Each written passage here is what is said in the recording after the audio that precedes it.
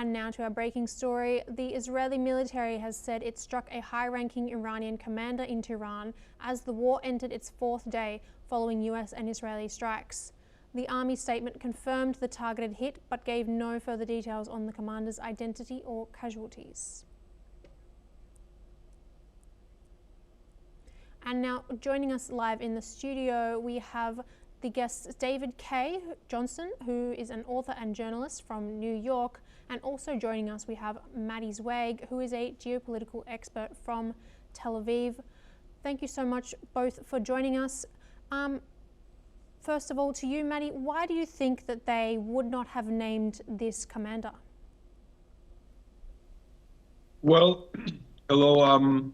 I think that the caution is very important. I mean, Israel is trying, and in the vision of work with the United States from the beginning, to target all the main political and military structure of Iran to be hidden. And also the people that they are chasing, the people that they are already confirmed and dead. So if they still didn't say the name, it's because they are waiting for confirmation from videos or another kind of proof that they are going to prove that this person is still not alive. So this is one reason, maybe the main reason, because I know that for Israel it's very important to be trustful and not to say lies that usually do the Iranian propaganda. So in this way, you can give a more reliable narrative about what is going on. From the other side, there are ongoing efforts to continue and behead all these military top commanders in every place, not only in Tehran, also in other places, people that these officers that they are connected to the IRCG, also even to the Basij, in order to really behead the chain of command and not to so easily pass to the second in command or the third, and so trying to disrupt all this chain of command. Now, David, our next question is to you. The war in Iraq turned into a failed state. The country still faces many struggles. It's split between the north and the south, of course, with autonomous Kurd territory in the north.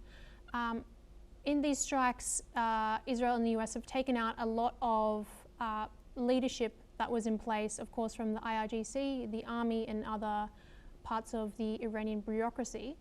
How will Iran be able to rebuild their civil sector with all of the assassinations of the previous government that we're seeing now? Well, Iran has a lot of bench strength, both in clerics to run the theocracy that is its government, and in its military. Iran has more than 1 million trained soldiers, though most of them, of course, are not in uniform and on active duty. So I don't think that the Iranians are going to have a hard time picking a new leader. The clerics will decide that.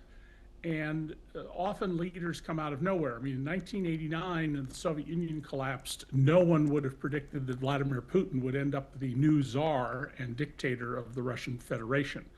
So we don't know who they're going to pick or what their orientation will be. What we do know is that among the Sunni minority spread throughout the Middle East, which is primarily led by Sunni regimes that oppress the Shia minorities, there's a lot of unrest, and that's destabilizing for those countries.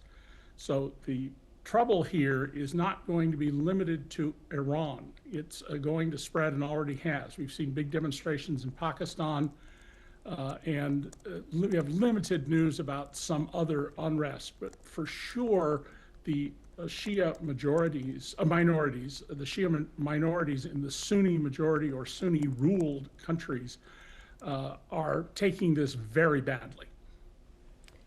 Okay, please stay with us both as we move to our next update. US President Donald Trump has stated that Iran's air defense, air